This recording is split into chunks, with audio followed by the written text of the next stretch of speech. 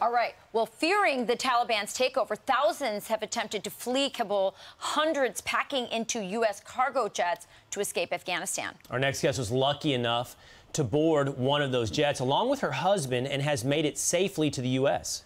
Afghan pop star and singer Aryana Sayeed joins us now. Aryana, thank you so much for being here. God bless you. We're glad you and your husband made it out safe. If you would, share with us your experience about what it was like in those final days being in Kabul and getting out.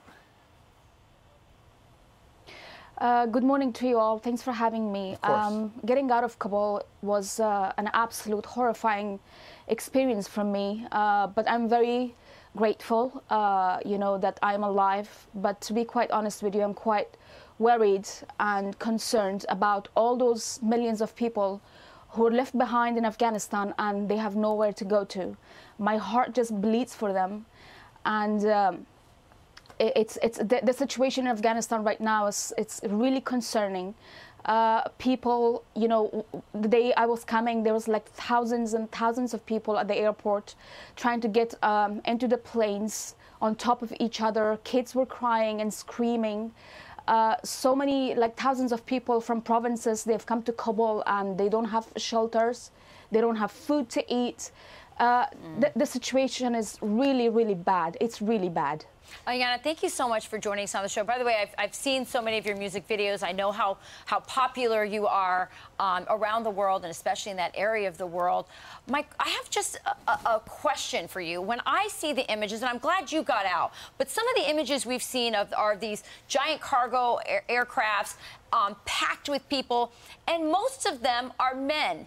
And I'm confused because we here always think of women and children first. Can you help me understand, because it seems to me from everything we know about Afghanistan that it is women like yourself who have defied some of these cultural norms, young girls who are at risk of being, sold into sex slavery with the Taliban, Christian minorities. How is this all? Why are there so many men and not as many women and children on these rescue aircrafts? You know what? You are absolutely right. I totally agree with you on this. Well, the priority for America right now is to get out only the American citizens, people who have American citizenship or the passport. Right. And unfortunately, even those with a passport, with the citizenship, they cannot get to the gate where there is the American military base with the planes, with the C-17, so they can get them out. And all these other people from every part of Afghanistan, and most of the men, as you said, they have rushed into the airport and they're trying to get out of there. And obviously, it's understandable as well, because they're all, they all fear for their lives, and they're taking any risk, but the only thing on their minds is just to get out of Afghanistan because they're scared of Taliban.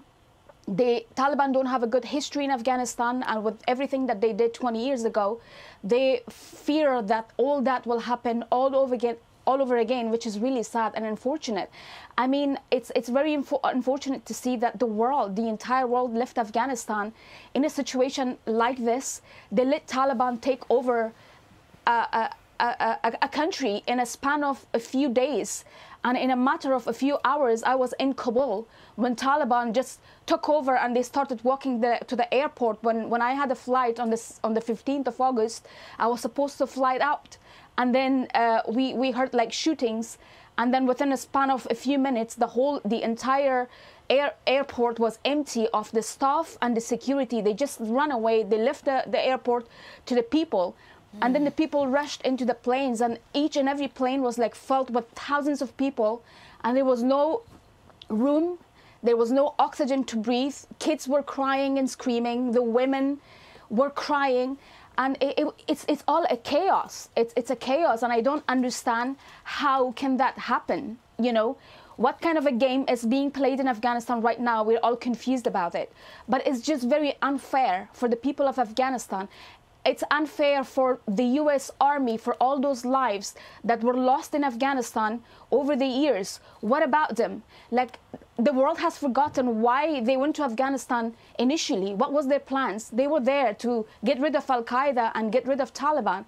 And then 20 years later, after all this money, the millions and trillions of dollars that were spent in Afghanistan, or the lives that were lost, they would just suddenly leave Afghanistan in chaos and they come back.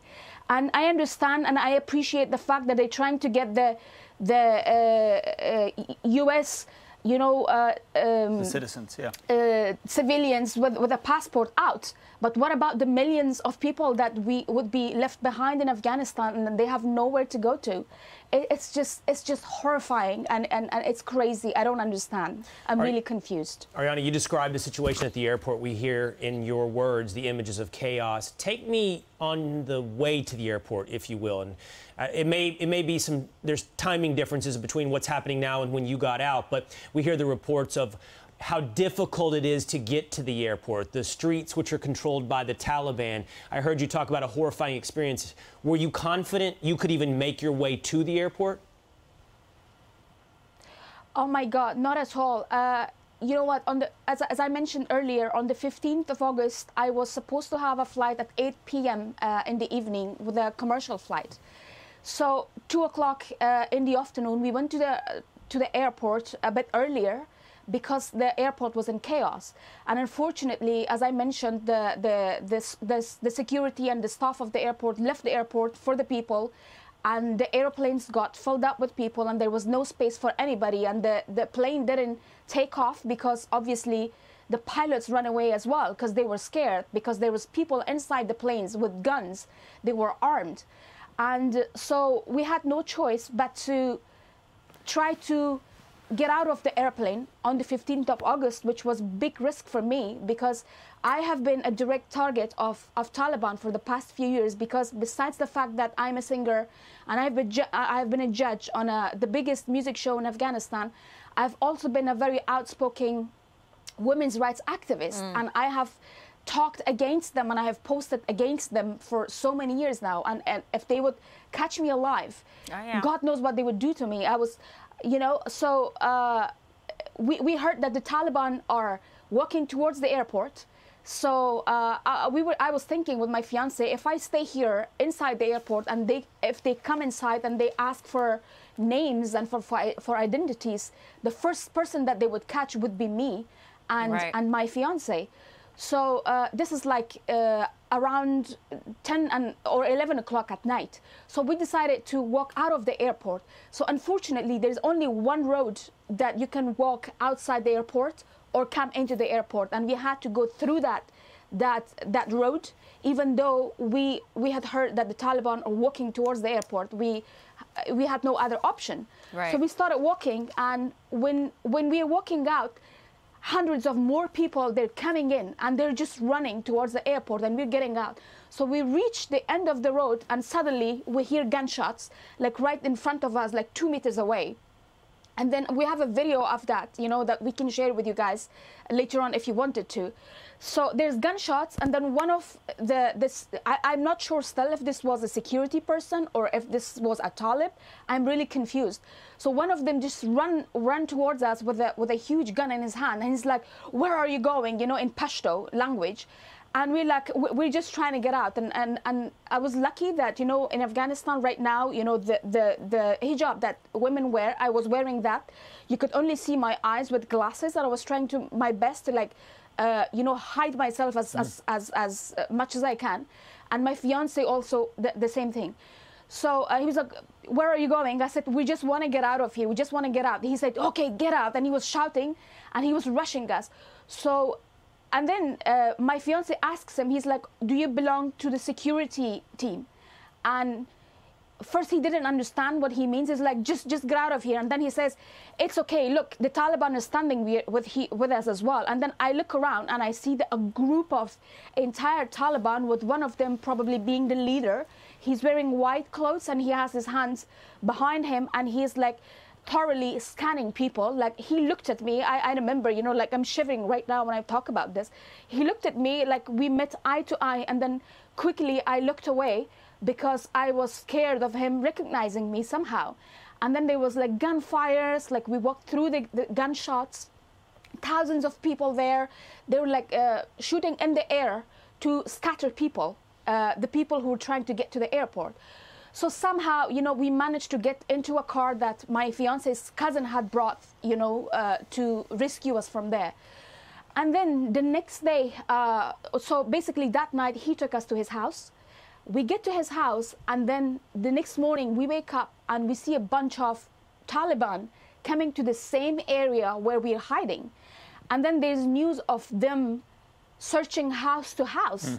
And then again, we're left, you know, all in fear and scared, thinking, okay, what if they come to this house and then they recognize me? What do we do? So, Aryana, real quick, we're almost out of time. How did you then get back to the airport? Just real quick.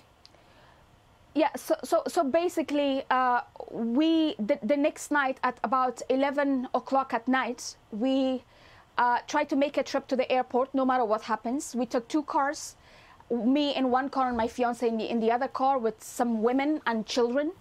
And we went past through 5 Talib security checks. And one of them stopped our car, but he put the little light inside the car. And when he saw a child with me, he said, okay, go. Wow. And then we went through, we went through the checkpoints and then got to the other side of the airport where the U.S. military base is, and it's called Kaya. There's a little metallic door that you have to go through inside the base. But unfortunately, that road is like really little and filled with thousands of people waiting to get inside. And then it was a nightmare to get through all these people to the gate. And then we got to the gate and showed them our passports. And initially, they were not letting us in because I have a UK passport, not an American. And my fiance is Afghan Canadian.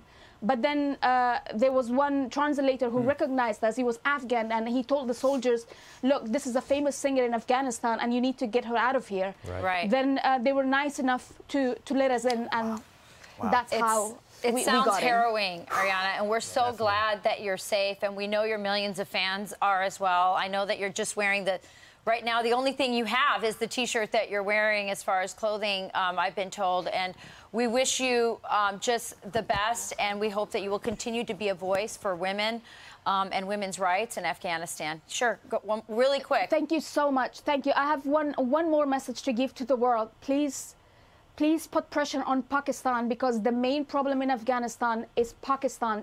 Where do the Taliban come from? Where do they get support from? How do they get trained? It's all Pakistan who helped them. Please, America, please put pressure on Pakistan. And please don't forget the Afghan nation. Please, please, please. Thank you, for sharing your story with us. We really appreciate it. God bless you. God bless you. She's so right. Pakistan's been the safe zone for the Taliban for the last 20 years. It's like fighting an enemy and then allowing to have a safe space over here where they can regroup and regather and come back. It's insane. Thank you so much for your time, Aryana. Thank you. God bless you. Thank you, Aryana.